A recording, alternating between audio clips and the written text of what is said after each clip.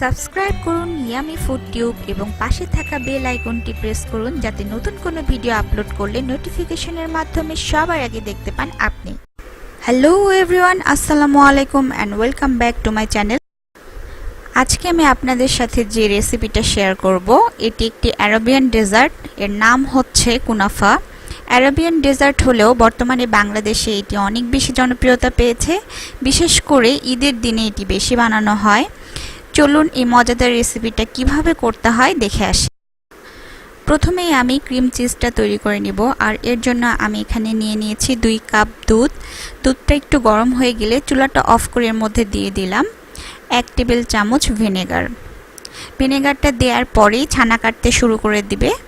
পানি এবং ছানা সেপারেট হয়ে গেলে আমি এটাকে ঠিক এরকম একটা পরিষ্কার পাতলা কাপড়ের মধ্যে ছেঁকে আধা ঘন্টার জন্য ঝুলিয়ে রাখবো। পানি ঝরে গেলে এটাকে আমি ব্লেন্ড করে নেব। এখানে আমি নিয়ে নিয়েছি 2 টেবিল চামচ কর্নফ্লাওয়ার। এর মধ্যে আমি 2 টেবিল চামচ পানি দিয়ে মিশিয়ে নিচ্ছি, নিয়ে আমি এটাকে এক সাইডে রেখে দেব। এবার প্যানে আমি 1 কাপ দুধ দিয়ে দিয়েছি। এখন আমি এর মধ্যে দিচ্ছি 3 টেবিল চামচ চিনি।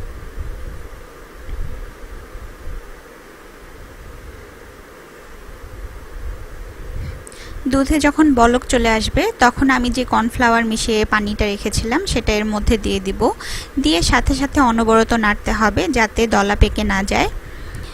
কর্নফ্লাওয়ারটা দেওয়ার পরপরই দুধটা ঘন হতে শুরু করবে।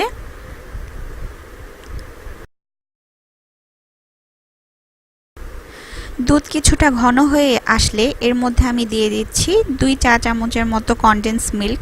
এটা অপশনাল, আপনারা চাইলে স্কিপ করতে পারেন, কিন্তু আমার মনে হয় যে কোনো দুধের জিনিসে একটুখানি কনডেন্স মিল্ক দিলে সেটা স্বাদ বহুগুণে বেড়ে যায়।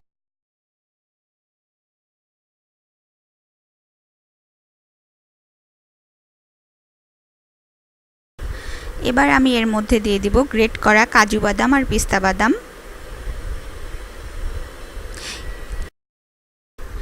আমি ছানাটাকে ব্লেন্ড করে নিয়েছি। ব্লেন্ড করে নেয়ার পরে এর মধ্যে একটা ক্রিমি ভাব চলে এসছে।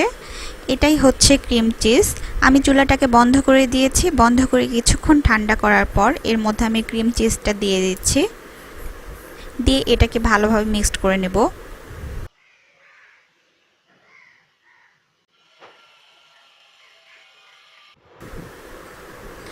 আমি এখানে নিয়ে নিয়েছি 200 গ্রাম লাচ্ছা সেমাই।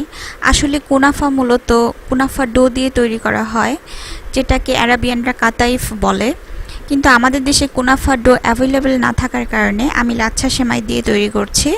এতে টেস্ট 100% না হলেও প্রায় 80% চলে আসবে। এবার আমি এর মধ্যে দিয়ে দিচ্ছি মেল্টেড বাটার। বাটার দেওয়ার ক্ষেত্রে কোনো রকম কার্পণ্য করা যাবে না, তবে বাটারের পরিবর্তে ঘি দেওয়া যেতে পারে, তবে তেল দিয়ে কখনোই এর আসল স্বাদটা পাওয়া যাবে না। আমি বাটারটাকে সেমাইয়ের সাথে খুব ভালোভাবে মিশিয়ে নিচ্ছি। আমি এখানে এরকম একটা কেকের মোল্ড নিয়ে নিয়েছি। এরকম কেকের মোল্ড না থাকলে ওভেন প্রুফ যে কোনো বাটি অথবা ট্রে, গামলা নিয়ে নেওয়া যেতে পারে। এখানে আমি দিয়ে দিচ্ছি একটুখানি বাটার, দিয়ে ব্রাশ করে নিচ্ছি। এবার আমি এর মধ্যে দিয়ে দিয়েছি একটুখানি অরেঞ্জ ফুড কালার।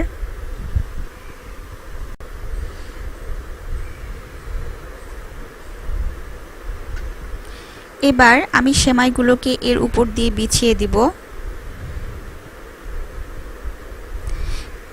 দিয়ে খুব ভালোভাবে লেভেল করে দিতে হবে, আর একটু চেপে চেপে লেভেল করতে হবে যাতে সেমাইটা খুব ভালোভাবে সেট হয়। উপরে দিয়ে দিচ্ছি যে ক্রিমটা বানিয়ে রেখেছিলাম সেটা। এবার উপর দিয়ে খুব ভালোভাবে ছড়িয়ে দিতে হবে।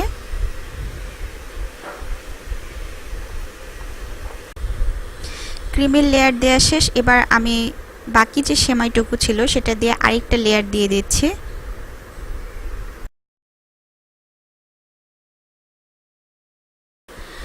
আমি চুলোর উপরে একটা প্যান বসিয়ে তার উপরে একটা এরকম স্ট্যান্ড দিয়েছি, দিয়ে এটাকে 10 মিনিটের জন্য প্রিহিট করে নিয়েছিলাম। এবার আমি কেকের মোল্ডটা এর মধ্যে বসিয়ে দিলাম।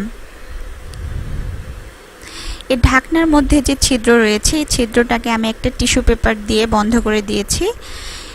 এবার আমি লো ফ্লেমে এই কুনাফাটাকে 35 থেকে 40 মিনিটের মতো বেক করব, আর চুলার আঁচ একদম লো থাকবে, ঠিক এরকম। মাইক্রোওভেনে বেক করলে 360 ডিগ্রি ফারেনহাইট এবং 180 ডিগ্রি সেলসিয়াস তাপমাত্রায় 20 মিনিটের মতো বেক করলেই হয়ে যাবে। ওটা হতে থাক, এই ফাঁকে আমি চিনির সিরাপটা তৈরি করে নেব। এর জন্য আমি 1 কাপ পানি আর 1 কাপ চিনি নিয়ে নিয়েছি। সিরাপটাকে খুব বেশি ঘন করার দরকার নেই, ব্যাস কয়েকটা বলক উঠে গেলেই, একটু স্টিকি হয়ে আসলেই আমি সিরাপটাকে নামিয়ে নেব।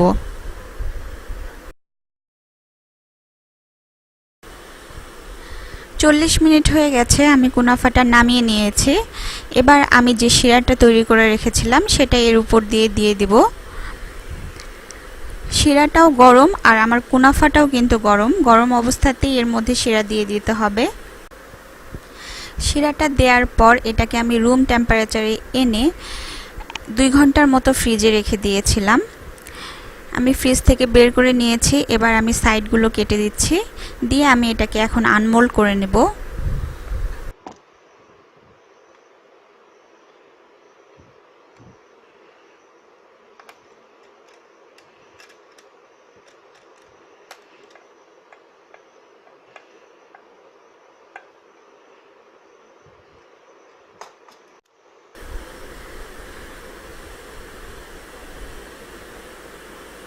ওয়াও, খুব সুন্দর কালার এসেছে। এবার আমি গ্রেট করা কাজু বাদাম আর পিস্তা বাদাম চারিদিক দিয়ে ছড়িয়ে গার্নিশ করছি।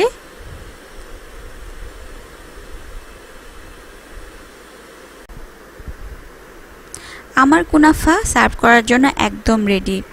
দেখলেন তো কত সহজেই তৈরি হয়ে গেল আরাবিয়ান ডেজার্ট কুনাফা। ভিডিওটি যদি ভালো লেগে থাকে তাহলে আমার চ্যানেলটি অবশ্যই সাবস্ক্রাইব করবেন। আর কিছুদিন পরেই ঈদ, সবাইকে আগাম ঈদের শুভেচ্ছা জানিয়ে আজকের মতো বিদায় নিচ্ছি। আল্লাহ হাফেজ।